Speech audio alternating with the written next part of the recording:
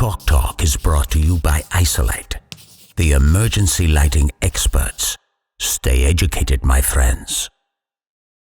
Happy Thursday, everybody. My name is Matt Bird, Eastern Regional Sales Manager, along with co-host Greg Keel, our Western Regional Manager. When I first started messing around making some music, I never thought I'd make it big time in the Isolite Chalk Talk. So kudos to Tom Deutsch for making that happen. I do want to make an introduction. Speaking of Tom Deutsch, many of you have not yet had the opportunity to meet him or hear his name. Tom is newer with us and is our sales support engineer, helping us with a lot of technical things and some trainings, in addition to Evan Ackman, who you're used to hearing on here. But really excited to have Tom on the team to do his first Chalk Talk. And we are focusing today on freezing and cold temperatures, applications, what we can do to help mitigate and solve some of those issues. So thanks to everyone for being on here. Enjoy the rest of your week. What's going on, everybody, and welcome back to another Electric Chalk Talk. I'll be your host, Tom Deutsch, and today we're going to talk about freezing and cold temperatures and some products we have available. First, we're going to go over background, cold environments, batteries, and temperature, and we're going to go over NEMA and IP ratings. After that, we're going to go over some of the solutions to cold weather. We can warm the batteries, we can move the batteries, and we can also just remove them from the equation. Finally, we'll go over our resources. There's a new cheat sheet we drew up, as well as some spec sheets. So, primarily when we're talking about cold weather or cold environments, we're going to be talking about the outdoors. Now, if you want to, you can sort of draw a little arbitrary line here. That pretty much divides where in the winter you're going to have, on average, below freezing temperatures. And I'd say if you're north of this line, then perhaps every outdoor application we should be thinking about temperature for sure.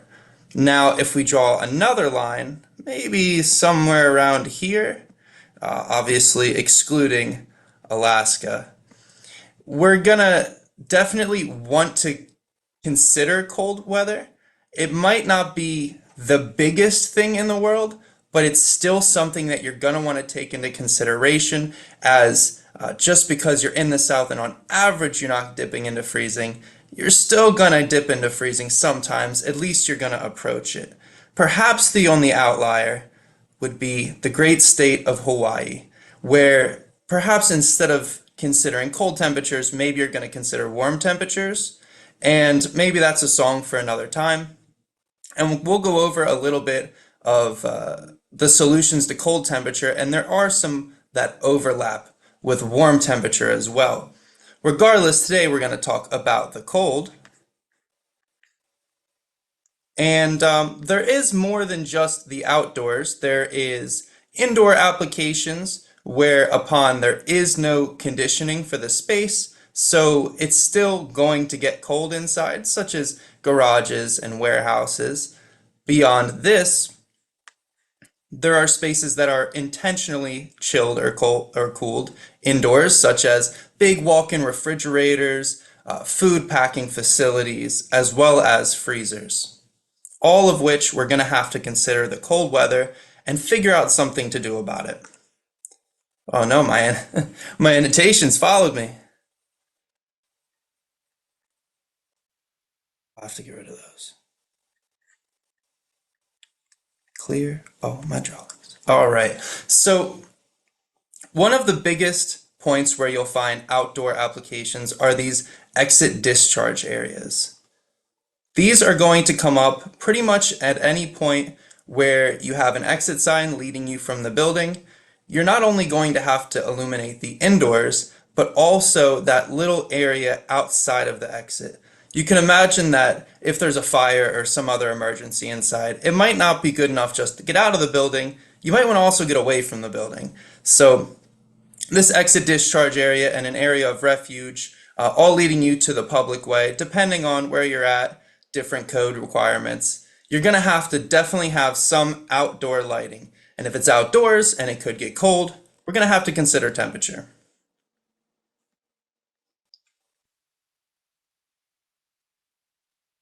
Why are we going to have to consider temperature?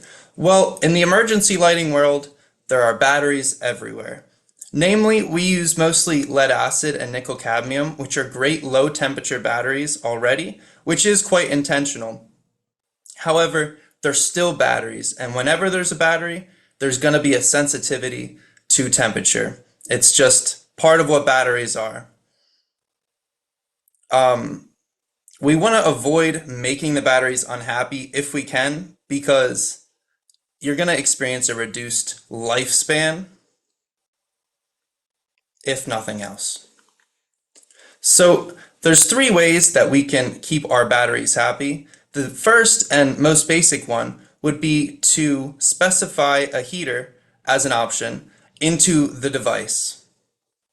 So at Isolite, when you're going to look at the devices, which I'm going to name following this in about 3 slides, when you want to specify those, you're going to see either H1 and H2 as your options, or HX.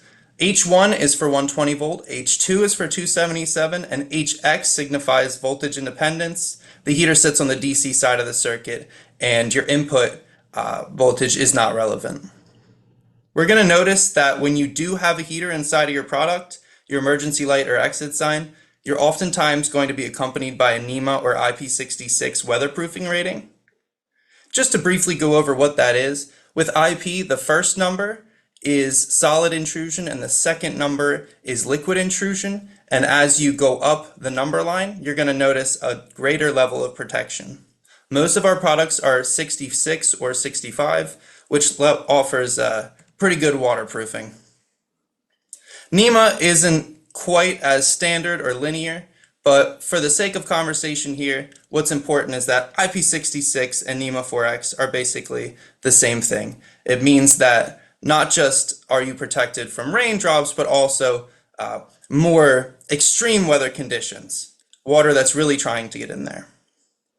Well, these are our products that you could put a heater into, and due to that, you're able to go all the way down to -4 degrees Fahrenheit, which is far below 32 degrees freezing temperature.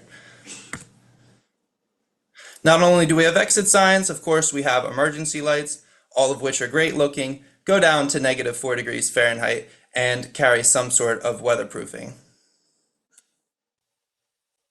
Well, we've talked about heating the batteries. Our second option is we can also just move the batteries. We can move them to a conditioned space where it's nice and warm and evenly temperatured, and you don't have to worry so much about the weather or a freezer or what have you.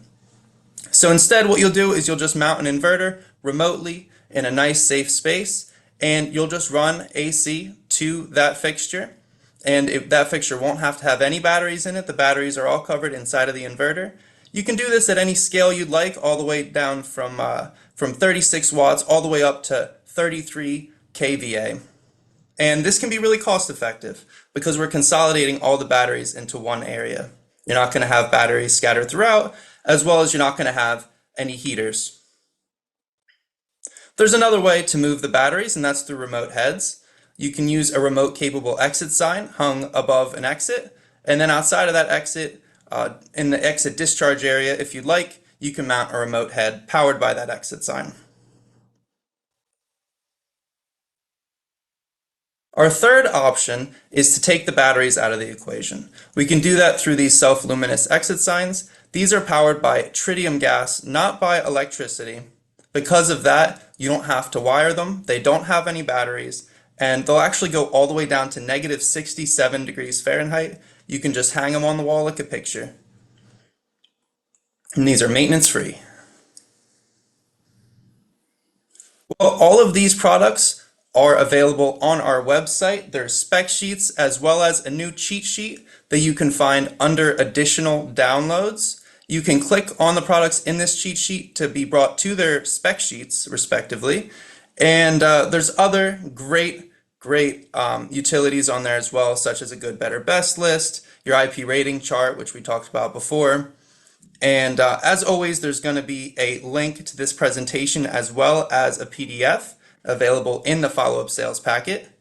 I have been your host, Tom Deutsch, and together with Evan Ackman, Greg Keel, and Matt Bird, we are here to service your every need. If you need anything, let us know. My email is listed here as well as theirs.